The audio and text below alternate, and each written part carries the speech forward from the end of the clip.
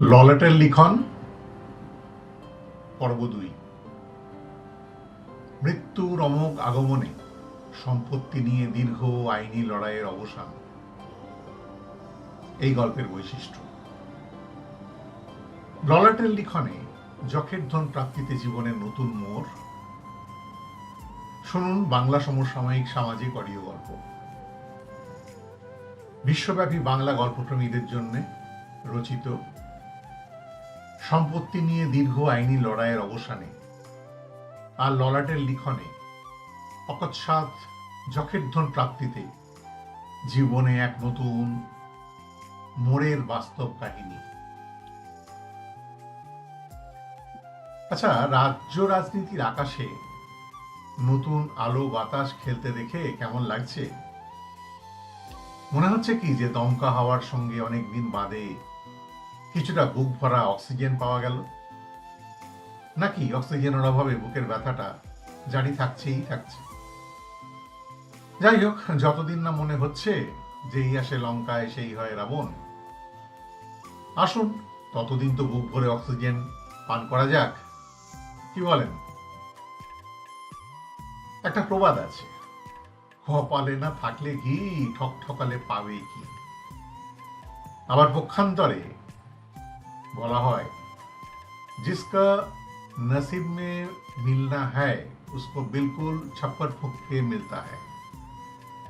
হ্যাঁ, আজকের গল্প ললাটের লিখন পর্ব ২ শুনলে এর এক প্রকৃষ্ট উদাহরণ পেতে পারেন। তবে প্রথম পর্বটা প্রথমে শুনে নেওয়াটাই বাঞ্ছনীয়। এই পর্বে খুঁজে পাবেন গল্পের এক অপ্রত্যাশিত বাঁক। জানতে পারবেন কি আছে সেই বাঁকের শেষে। শুনুন তবে সম্পূর্ণ গল্পটা, ললাটের লিখন দ্বিতীয় পর্ব। ভালো লাগলে নিশ্চয়ই লাইক, শেয়ার, কমেন্ট বক্সের সদ্ব্যবহার করবেন। আর হ্যাঁ, চ্যানেলে নতুন হলে বেল আইকনটা টিপে নিছক গল্প চ্যানেলটা সাবস্ক্রাইব করতে মোটেই ভুলবেন না।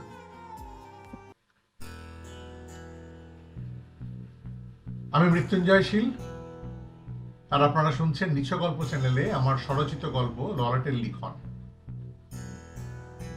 শুনুন গল্পের পরবর্তী দ্বিতীয় তথা অন্তিম পর্যায়ে।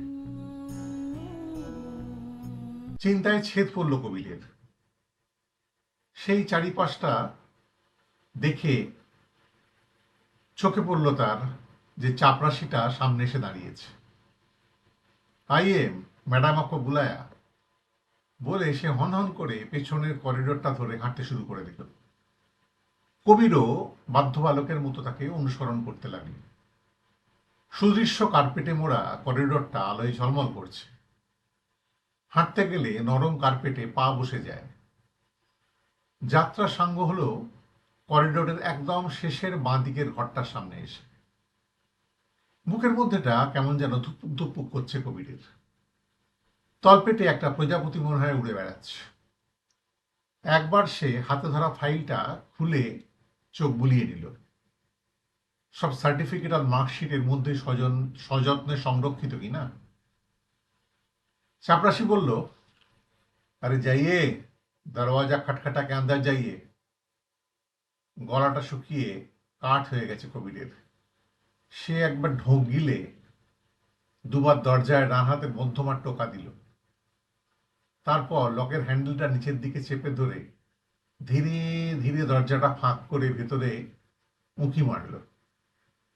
ভেতরে এক মস্ত টেবিলের পেছনে এক্সিকিউটিভ চেয়ারে বসে আছেন এক ম্যাডাম। কবিরকে দেখে হাতের ইশারা করে ভেতরে এসে সামনের চেয়ারে বসতে বলল। সামনে জলের গ্লাসটা এগিয়ে দিয়ে ম্যাডাম গম্ভীর মনোযোগ দিয়ে সামনে রাখা ল্যাপটপের স্ক্রিনের দিকে এক দৃষ্টে তাকিয়ে রইল।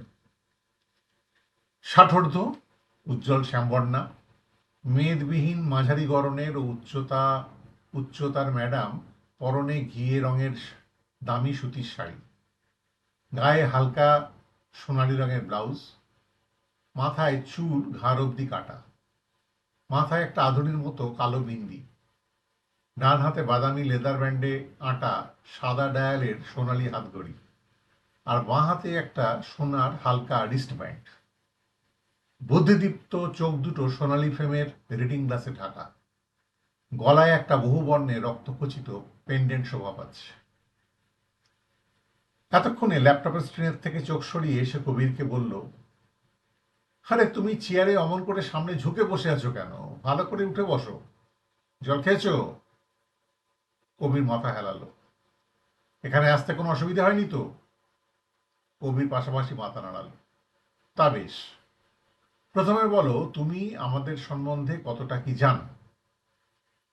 কবির বোকা বোকা হেসে জবাব দিল, আসলে হয়েছে কি, বাড়িতে মা শয্যাশায়ী, বাবা একা সব দিক সামাল দিচ্ছে, আমিও যতটা সম্ভব বাবাকে সাহায্য করার জন্য চেষ্টা করছি। কাজেই আমার পক্ষে আপনাদের সম্বন্ধে বিশেষ কিছু জানার বা খোঁজ নেওয়ার সময় সুযোগ হয়ে ওঠেনি। যদি সবিস্তারে বলেন তো বড় ভালো হয়। তা বেশ, বলে ম্যাডাম শুরু করল। কবির মন্ত্রমুগ্ধের মতো শুনতে লাগলো। তারপর প্রায় আধ ঘন্টার অনতিদীর্ঘ বক্তব্য শেষ শোনার পর কবির বুঝতে পারল যে ম্যাডাম এখন দুটো হোটেল, একটা গালার ব্যবসা, একটা বরফ কল, একটা হলিডে রিসর্ট, একটা সুপার মার্কেটের মালকিন। এছাড়াও তার নানা ব্লু চিপ কোম্পানির শেয়ারে লগ্নি করা আছে মেলা। বর্তমানে সে রাঁচিতে একটা লাক্সারি হাই রাইজের ডেভেলপার। সিংভূমের বিখ্যাত সিংদেও পরিবারে মা বাবার একমাত্র সন্তান হওয়ার সুবাদে এই বিপুল সম্পত্তির বেশিরভাগটাই তার বাবার কাছ থেকে উত্তরাধিকার সূত্রে পাওয়া। বাকিটা অবশ্য তার নিজের উদ্যোগ, অধ্যবসায়, বুদ্ধিমত্তা আর প্রচেষ্টার ফল। বিয়ের 5 বছরের মাথায় অসময়ে এক পথ দুর্ঘটনায় আকস্মিক স্বামী বিয়োগ ঘটলে মানসিকভাবে ভেঙে পড়ার বদলে এই বিপুল সম্পত্তির হাল ধরতে মনোজল জুগিয়েছে তার আত্মবিশ্বাস, তাকে কঠিন পথে হাঁটতে শিখিয়েছে। ব্যবসায়ী মহলে ও সমাজে নিজস্ব স্বতন্ত্র এক পরিচিতি তৈরি করতে সাহায্য করেছে। কারণ তার কিছু করার ছিল না। বাপের বাড়ি আর শ্বশুর বাড়ি এই দুই পরিবারে সে একাই যে একমাত্র উত্তরাধিকারী নেই। ম্যাডামের কোনো সন্তান সন্ততি না থাকায় তাদের একমাত্র পুত্র বিয়োগের পরপর তার শ্বশুর ও শাশুড়ি সুযোগ বুঝে তাদের মৃত পুত্রের সম্পত্তির অংশ দাবি পেশ করে বসে। শুধু তাই নয়, তারা তাদের একমাত্র বিধবা পুত্রবধূর বিবাহে যৌতুক হিসেবে পাওয়া তার নিজস্ব স্ত্রীধনের অংশ দাবি করে বসে। এই টানাপোড়েনে পারিবারিক সম্পর্ক ক্রমেই মিঠে থেকে তিক্ত হতে থাকে। শেষে একজন দুঃসম্পর্কের আত্মীয়ের পরামর্শে তারা পুত্রবধূর নামে দেওয়ানি আদালতে মামলা করে বসে এবং অলক্ষ্মী অপবাদে বাড়ি থেকে বেরিয়ে যাওয়ার প্ররোচনা দিয়ে গৃহত্যাগ করতে বাধ্য করে। ম্যাডামের স্থান হয় সেই আদি ও অকৃত্রিম পিত্রালয়। সেখান থেকেই চলতে থাকে তার ব্যবসার কাজকর্ম। মামলার ফয়সালা হতে লেগে যায় প্রায় 20 বছর। ততদিনে শ্বশুরমশাই দেহত্যাগ করেছেন, শাশুড়ি তার আগেই দেহ রেখেছেন। এই সুযোগে শুরু হয় মৃত স্বামীর জারতুত খুড়তুতো ভাইদের সেই আইনি যুদ্ধ অবতীর্ণ হবার পালা। সেই নিষ্ফলা যুদ্ধ এখনো চলছে ঘটে, তবে ফল সবারই জানা।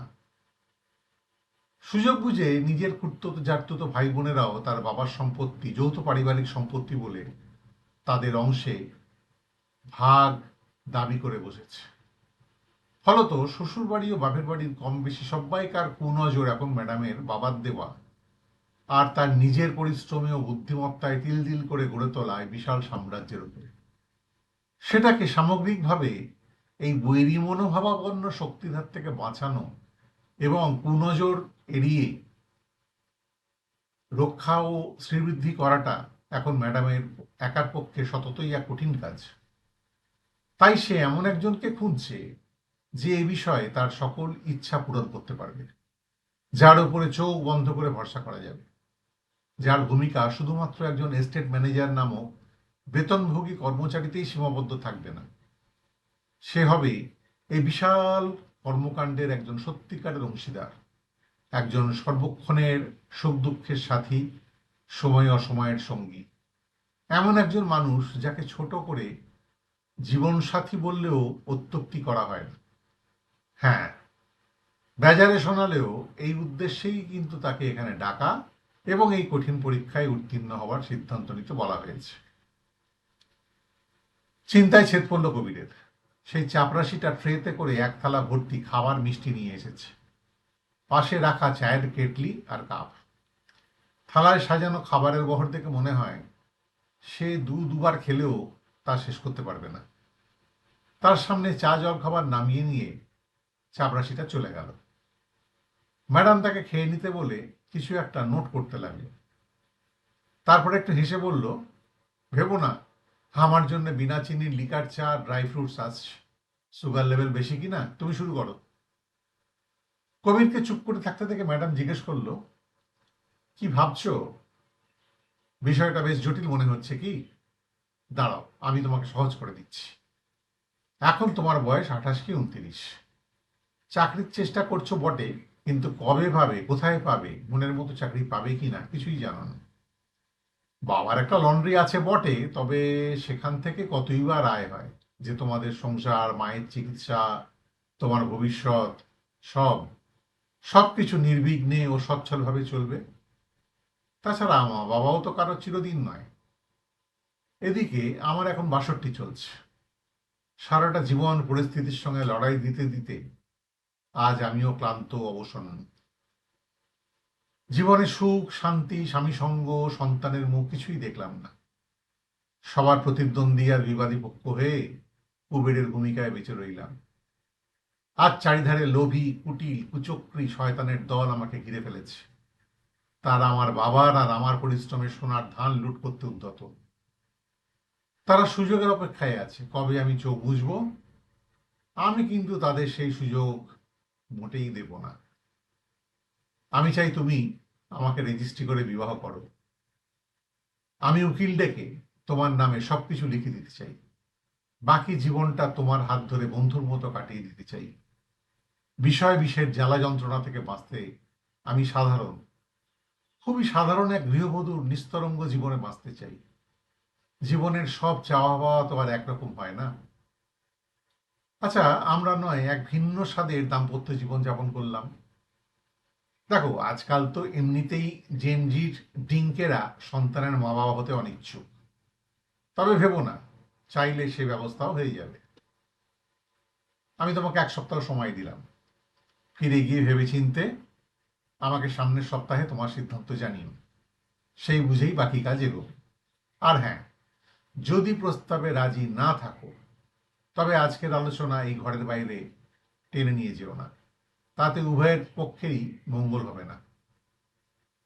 ঠিক আছে, তবে এসো, নিচে গাড়ি রাখা আছে, তোমাকে হোটেলে ছেড়ে দেবে। কালকে ফেরার টিকিট ড্রাইভারের কাছে রাখা আছে, নিয়ে নিও। কালও তোমাকে ট্রেনে তুলে দিয়ে আসবে। আর হ্যাঁ, বাড়ি পৌঁছে আমাকে একটু জানিয়ে দিও। সাবধানে যেও। ভালো থেকো। রাত প্রায় 9টা বাজে। দুহাত তুলে প্রণাম জানিয়ে হাসি মুখে উঠে পড়ল কবির। গল্পটা এখানেই শেষ হতে পারত, তবে বছর 3 পরের পরিস্থিতিটা সংক্ষেপে জানিয়ে রাখা যেতে পারে। বছর 2 আগে কবিরের মাতৃবিয়োগ হওয়ার ফলে মায়ের করা সম্পত্তির ভাগের মামলাটা আজ নিষ্ফলা। মামার বাড়ির সঙ্গে সম্পর্ক ছিন্ন হয়ে গেছে। কবিরের বাবা লন্ড্রিটা বিক্রি করে কলকাতার পাট চুকিয়ে পাকাপাকিভাবে কবিরের সঙ্গে রাঁচিবাস শুরু করেছে। বাবার সঙ্গে ম্যাডামের পরিচয় করিয়ে দেবার পর তারা পাকাপাকিভাবে জীবন সঙ্গী আর সঙ্গিনী হয়ে ম্যাডামের বাড়িতে একসঙ্গে থাকতে রাজি হয়েছে। ম্যাডাম এখন কোম্পানির চেয়ারপারসন, বাবা এমডি আর Kabir executive director. Madam power of attorney বাবার নামে আর উইল কবিরের নামে করে দিচ্ছে। কবিরের জন্য মেয়ে খোঁজা হয়ে গেছে, সামনে মাঘেই তার বিয়ে। আমি মৃত্যুঞ্জয় শীল, আর আপনারা শুনলেন নিছক গল্প চ্যানেলে আমার স্বরচিত গল্প লরেটের লিখন। আজ ছিল 2য় পর্ব। আজ তবে এখানেই শেষ করি। সবাই ভালো থাকবেন, সাবধানে থাকবেন, আনন্দে থাকবেন। আর হ্যাঁ, গল্পের বিষয়টা নিয়ে পারলে একটু ভাববেন, আর আপনার ভাবনা আমাকেও জানাবেন। কোনো এক সপ্তান্তের আসরে আবার দেখা হবে এমনই ভিন্ন স্বাদের গল্পের ডালি নিয়ে নিচক গল্প চ্যানেলে। আবার বলি, ভালো লাগলে নিচক গল্প চ্যানেলটি সাবস্ক্রাইব করুন ও পড়ান। নমস্কার, টাটা।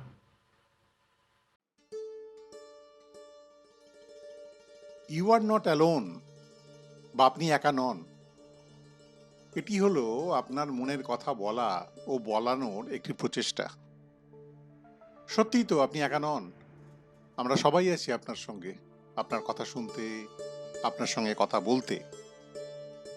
যদি আপনি একাকিত্বে ভোগেন, মনের কথা বলার মতো সঙ্গী সাথী না থাকে, গল্প বলতে বা শুনতে ভালোবাসেন, মনের কথা বলে হালকা হতে চান, সব সমস্যা সরিয়ে রেখে অতীতকে ভুলে আনন্দে বাঁচতে চান, তবে উপায় আছে এবং হাতের কাছে।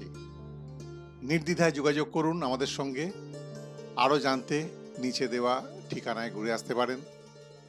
You are not alone 2021 wordpress.com ওয়েবসাইটে, কমিউনিক কাউন্সেলিংয়ের ফেসবুকের পাতায় এবং ইউ আর নট অ্যালোন 21 এর লিঙ্কডইন প্রোফাইলে।